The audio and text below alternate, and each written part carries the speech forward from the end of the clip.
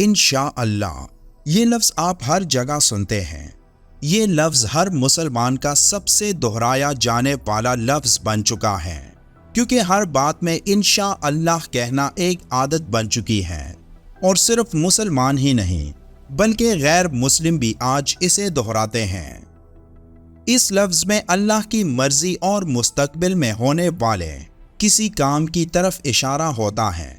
मसलन आपने कहीं जाना हो तो आप ये कहते हैं कि इंशाअल्लाह वहाँ जाऊँगा, यानी अभी आप वहाँ गए नहीं लेकिन इरादा कर लिया, और इरादा इन अल्फाज से कर लिया कि अगर अल्लाह की मर्ज़ी हुई तो, वरना अल्लाह की मर्ज़ी के बगैर मैं वहाँ नहीं जा सकता या वो काम नहीं कर सकता।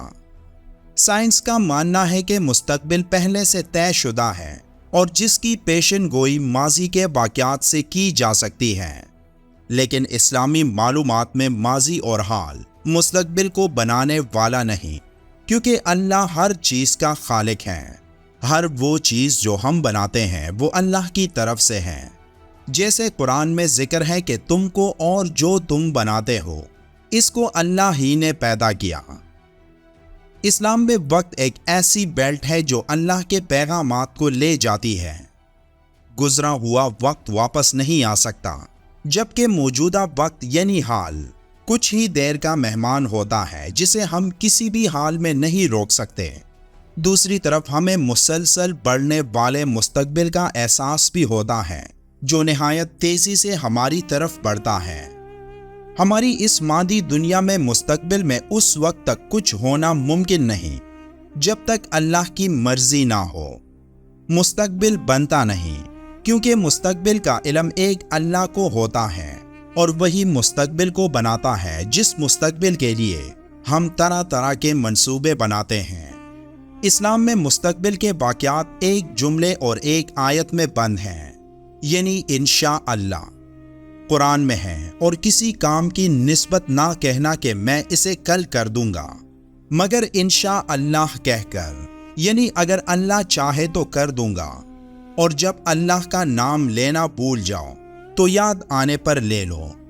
हर मुसलमान आने वाले वक्त में कुछ होने या करने से पहले इंशाअल्लाह ज़रूर कहता है, चाहे वो काम कोई बड़ा काम हो या कोई छोटा काम, क्योंकि एक मुसलमान का ये अकीदा होता है कि अल्लाह की मर्जी के बगैर वो आने वाले किसी भी काम को करने का अहल नहीं। वो सिर्फ मंसूबा बना सकता है और करने वाली ज़ात एक अल्लाह की है, क्योंकि हमारे मंसूबे और हमारी ख्वाहिशात ज़रूरी नहीं कि मुस्तकबिल में वैसे ही हों जैसे हमने तरतीब किया होता है। इसलिए अल्लाह फरमाता है, और अल्लाह सबसे बेहतर चुपी तब्दीर वाला है। यही वजह है कि जो लोग ये कहते हैं कि अगर अल्लाह ही सब चीज़ों का खालिक है तो फिर गुनाह का खालिक भी वही है, तो तब इंसानों को सज़ा क्यों दी जाएगी? तो इसका जवाब यही है कि अल्लाह ने एक इंसान के माजी और हाल के वाक़यात जो एक इंसान खुद बनाता है, यानी सोच समझ के बावजूद वो किसी गलत काम को देखे या करता है, ये सोचते हुए भी कि उसका अंजाम बुरा होगा, लेकिन फिर भी वो इंसान वो काम करता है, तो उसके मुस्तकबिल में होने वाले बड़े वाक़यात जो उससे बड़े बड़े गुनाह करवाता है, वो असल में उस इंसान के माजी और हाल के वाक़यात पर मबनी होते हैं, जिनसे वो सीख कर इतना आगे बढ़ता है। उन गुनाहों से बचने के लिए उसके पास कुरान और आप सल्लल्लाहु अलैहि वसल्लम के फरमान मौजूद थे, लेकिन वो उन पर अमल करने की बजाय गलत रास्ते पर चला, तो उसका जिम्मेदार वो इंसान खुद होता है। इंशाअल्लाह कहने से हम अल्लाह के कानून के ताबे हो जाते हैं कि अल्लाह की मर्जी के बगैर वो कुछ नहीं कर सकते। लेकिन इससे पहले हमें इस लफ्ज़ यानी इंशाअल्लाह को समझना होगा, क्योंकि हम में से ज़्यादातर लोग हर वक्त इंशाअल्लाह कहते हैं लेकिन इसका असल मतलब नहीं जानते। कहीं पर लोग इसे पूरा एक लफ्ज़ लिखते हैं और कहीं पर इसे जुदा जुदा लिखा जाता है। तो सवाल ये है कि इनमें कौन सा लिखना दुरुस्त है? बहुत से लोगों का कहना है कि लफ्ज़ इंशा का मतलब है पैदा करना और तख्लीक करना। इनका एतराज़ ये है कि अल्लाह के साथ इस लफ्ज़ को लिखना गलत है, کیونکہ اسے ایک ساتھ لکھنے سے اس کا مطلب تبدیل ہو جاتا ہے کہ نعوذ باللہ اللہ کو پیدا کرنا۔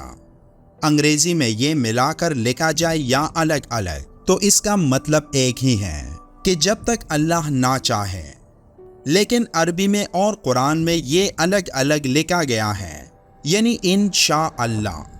اب اگر اسے ایک ساتھ لکھا جائے تو بھی یہ انشاء اللہ ہی بنتا ہے، لیکن اگر کہنے میں غلطی نہ ہو تو ایک ساتھ لکھا جائے یا الگ الگ، دونوں طرح لکھنا درست ہے، مگر زیادہ درست طریقہ انشاء اللہ، یعنی ان کو الگ الگ لکھنا ہے، کیونکہ یہ عربی کا جملہ ہے اور عربی میں ان حرف شرطیہ ہیں جو دوسرے کلمات سے ہمیشہ جدا کر کے لکھا جاتا ہے، جسے ملا کر لکھنا عربی رسم الخط کے خلاف ہے۔ اردو میں چونکہ انشاء اللہ کو ملا کر لکھنے کا رواج ہے، لیکن اس سے معنی میں کوئی تبدیلی نہیں ہوتی۔ اگر کوئی لفظ مجھ سے نادانی کی وجہ سے ملا کر مجھ سے لکھ دے تو بھی اس کا معنی نہیں بدلتا، جس سے یہ معلوم ہوا کہ انشاء اللہ کو اگر کوئی ملا کر لکھے تو تب بھی معنی میں کوئی تبدیلی نہیں ہوگی، اور اگر کوئی پھر بھی یہ کہے کہ اس سے معنی تبدیل ہو جاتی ہیں تو بھی ایسا کوئی مطلب نہیں بنتا جس پر کفر کا فتویٰ ٹونکا جائے، بلکہ اس وقت بھی اللہ ہی کی ایک قدرت کی طرف اشارہ ہوتا ہے۔ اس لیے جو لوگ یہ کہتے ہیں کہ انشاء جس کے معنی ہے پیدا کرنا اور تخلیق کرنا، اس کو یہ لوگ تخلیق کیا گیا بناتے ہیں، تو یہ بالکل درست نہیں۔ قرآن میں اس حوالے سے جتنی بھی آیتیں موجود ہیں، سب میں انشاء کا ترجمہ پیدا کرنا اور تخلیق کرنا ہی ہے، اور یہ کہنا کہ لفظ انشاء کو اللہ کے ساتھ لکھنا بالکل غلط اور کفر ہے، تو یہ جہالت کی انتہا ہے، کیونکہ قرآن میں جہاں جہاں انشاء آیا ہے اس کا فاعل اللہ ہی ہے۔ ان تمام آیتوں میں اگر انشاء کا فاعل اللہ کے علاوہ کسی اور کو بنا دیا گیا تو پھر کفر ہو جائے گا۔